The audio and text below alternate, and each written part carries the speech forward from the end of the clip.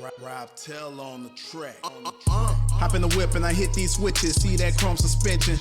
Look at the car, you know who did it. I don't have to mention. They know it's Alex from Hoppos.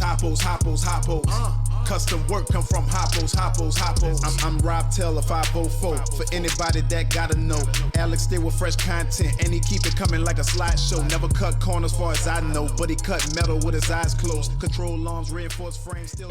What's up and good morning, guys? How are you? Alex here from Hoppos with another video for you guys. We're back working on the monster hopper. It is on its I don't want to say it's on final stages, but definitely not that. We are making good progress. On making headway on getting these pumps mounted up. So in the last video you guys saw, we were trying to get the pumps in, but I had to leave out of town. Well, I'm back from out of town and it's game time, it's go time. It's really our last full, I can't even say a week because I'm not here again this weekend. So my last full weekish, we'll call it weekish, to finish this guy up. So as you guys just saw, we were working on getting the pumps all mounted up. So we got the pump racks all built in. Let me show you guys that real quick. So we got pump racks all built in place here. It's all subbed in and tied in from the back battery rack. So those guys are all in. So like we were talking about before, we're gonna be having two pumps there, two pumps here. Those are gonna be backups or vice versa. You're gonna have a set of backup pumps, a set of standard working pumps, and a set of back pumps on the lower section down here. So that's all built out right now. Battery racks are all built out right now.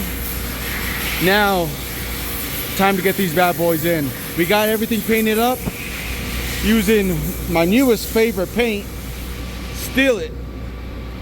Weldable. Do you guys notice that? Anti-corrosive and weldable. You could weld directly straight onto the spray paint. I love it. Expensive, very, very expensive, but I love it. So ideally today, I love for paint to dry. If we get the paint to dry, we could get pumps in, we could get batteries in, get cables on the batteries, not on all of them, but at least all the main jumpers. If we could get crossbars, hold downs in, and hoses and switches ran, I think we'll be looking better. I'll be feeling more comfortable, I should say. At the point of where I left last weekend, that was not comfortable. That's why I just said, screw it, I'm gonna be late. I wanna get stuff done. Right now, I'm working on this solo. The guys are, who knows? We're busy, they got their own stuff they gotta do, so they try to lend a helping hand when it's possible. Like I said, we're all busy, everyone's running around here, but priorities, time frame. All right, AJ's got two pumps in so far. He's tightening up the third one right now.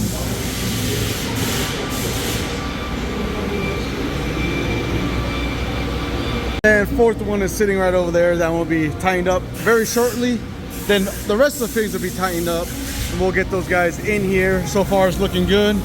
Oh, I didn't even realize the two back pumps are in. Two back pumps are in as well. So everything's looking good. Making progress, guys. We are making forward progress. All right. Got all 20 batteries right there. Got Jose moving them over, getting ready to get loaded into the car. This is a big step because once we get this, then we start going into the wiring section.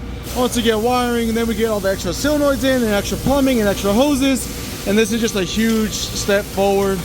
As you can tell, we are all ready to go. Just trying to do a quick wipe down before we get crazy on this. Just trying to get the dust and stuff off. These pumps have been sitting for about a week. So now we gotta get these guys wiped down just before we keep moving forward. That way it's just easier to do it now before all the other wiring and stuff goes on it.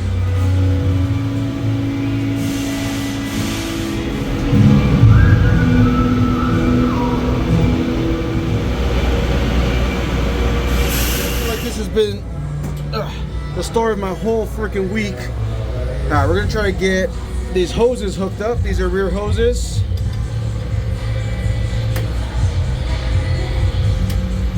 This is pretty hard to do with the one hand, but let's see if I can do it for you guys. All right, we got it started. Now I'll get this guy started as far as I can go till it stops, and then I'll put a wrench on it. This back hose is coming up to here. Same thing, it's gonna be a little hard with one hand, but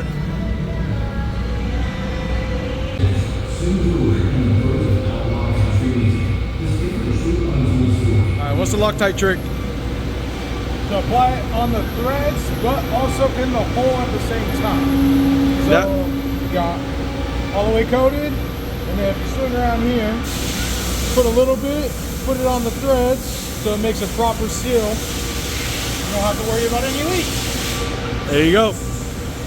That's the trick on the Loctite 545. You guys can tell, we always swear by this stuff. A lot of people say it doesn't work, but a lot of times they're not applying it properly. So that was a quick tip of the day. Now, let's get back to freaking work. AJ's using my new favorite spray paint, Steal It. If you guys haven't used this stuff, it's not cheap. Definitely not cheap. How much is it a bottle or a can? I want to say like 32 bucks or something like that. $32 a can, but the nice part, I know you guys are looking right now, you guys are like, $32 a can of spray paint. This thing lays on so nice, it dries fairly quick, and on top of that, I painted this whole rack, welded these on top of that, and then repainted, and you can't even tell. This is actually weldable spray paint, so it is actually able to be painted or welded directly on top of it. Never thought I would ever need the use of that, but right now we're using the crap out of it, and I'm absolutely loving it. It's very easy, and honestly a can goes a really long ways. In this whole car, including the trunk and all this, and little touch-ups here and there, I think we've used maybe 2 cans. So not bad investment at all. Right now we're working on the Monster Hopper over here.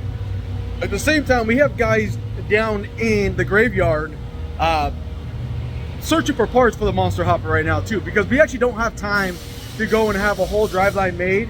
We're salvaging our driveline on one of our old vehicles, which we know works. We do have to cut it down to measure it and stuff like that, but we have one that has like a 24-inch slip on it already. So that car is retired, it's done. They're down there trying to search for parts from it. And let me see if I can get over there real quick. So they're down there trying to salvage the parts. And you can tell in between the Impalas, it's a tight squeeze. They're in the graveyard right now, along with all of our S10s and hard bodies. These are all personals. But they're in there trying to salvage parts right now, trying to make it happen. Vic's trying to make it look like he's working, but he's not working.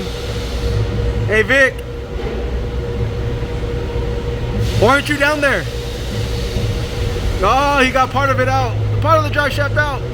Hey, there we go. Hey, don't scratch my S10. Hey, don't scratch my truck. Hey, that thing is pristine, man. That is our graveyard down there. We have a lot of our old personal vehicles that we bought over the years and just kind of stored away. But we're salvaging that slip yoke out of it and that drive shaft just to save us time. Slide it in here. We're still got the modified part of it, but it's getting there. It's gonna save us a lot of time of sending it out and getting it done. So the guys are doing that. We're working on the pumps right now. AJ's taking a monster break. Woo! A lot of work in a very short span of time. But we've been waiting for the proper logos for the Monster Energy emblem that's gonna go on the side of the car right here. We can't put the batteries in until we do that because we're gonna have to drill the holes for it. So we've been waiting and waiting, but unfortunately we don't have time to keep waiting, so we're gonna have to come up with a plan B for right now. I already sent in a message to everybody that has that logo. I just want to make sure we're putting the proper logo on there. I don't want to have any issues down the road. So for right now, what we're gonna do is we're just gonna slap batteries in. We're just gonna keep moving forward, and we're gonna have to address that situation after the fact. So if you have to toss it in there and rivet, then that might be the way we have to do it, just because right now we can't wait on an extra day or so to get those in. We got to get these batteries in place. The pumps are already looking good. Let me show you. AJ's been working on those. We got the 4 pumps. Again, 2 are functional, 2 are going to be for backup. Then we got the back pumps down here.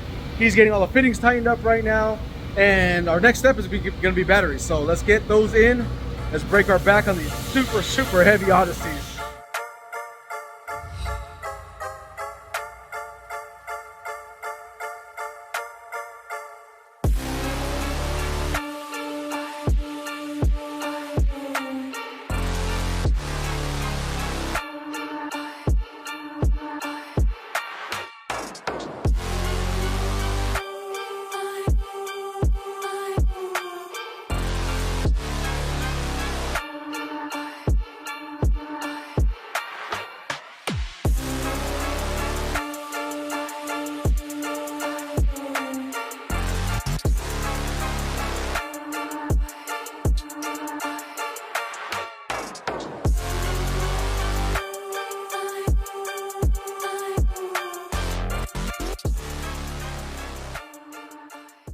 All right, guys, we managed to get all 20 Odysseys in here. Man, these things were heavy. So we have a lot of work still to do. Obviously, we gotta slide these over a little bit and get these adjusted. But we got center stud on these ones because we're running so many. So we got 5 on the left, 5 on the right for bank 1, and then over here, and then here. We still got some hoses that we gotta finalize up there as well. But so far, look at that. All the batteries in. And now we are not sponsored by Odyssey and whatsoever.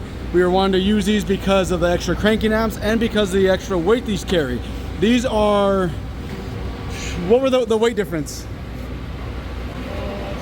30 pounds. So a 30-pound difference. So roughly about a 30-pound difference from these to the Centennials or any standard Group 31. These are going to be gel-filled Odysseys, higher cold cranking amps. So we want to test these out for our first time. Now, you know, on our last hopper we ran Optimas in there, and the Optimas worked great in our last deuce. But this time we want to switch it up. That way we can really do some product testing and really tell you guys what's going to work, what's the best bang for your buck. Now, the biggest downfall to these batteries, and I'm going to let him tell you that one. The biggest downfall to these batteries is what? They're heavy. No, besides that. They're expensive. How much is it per battery? Because you're the one who purchased it, I believe, right?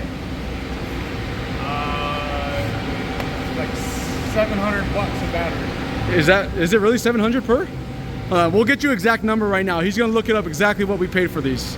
So here's retail pricing on it, $528 before core charge, plus a $22 core charge, so $551. $551 per battery. What's that convert to times 20? God, okay, so that's $11,000 in batteries right there, guys. That's what $11,000 in batteries looks like. Again, not sponsored through Odyssey whatsoever. These are purchased out of our own pocket. Now, Odyssey, if you guys are watching this, we would love to keep product testing and doing a lot more other stuff. I'd love to just test out and see what these things do. Now, we've heard good things and good reviews from them. Now, biggest benefit for us was the higher cold cranking amps, the higher CCAs, and also the weight difference per battery. So right off the bat, we were going to have a little extra weight because of each battery. So that's going to help us when we're trying to achieve that inch number of 50 inches. Daddy, chill. He's available Saturday nights, guys. Gotta finish my truck somehow. No, what we're doing is we're very scientifically testing the flow rates on these guys real quick. We want to make sure we have the highest flow. I know this looks freaking funny and really, if you guys want to clip this right here and tag them in it, AJ Twalson on Instagram. Which one? Which one seems like higher flow right now? I like this one.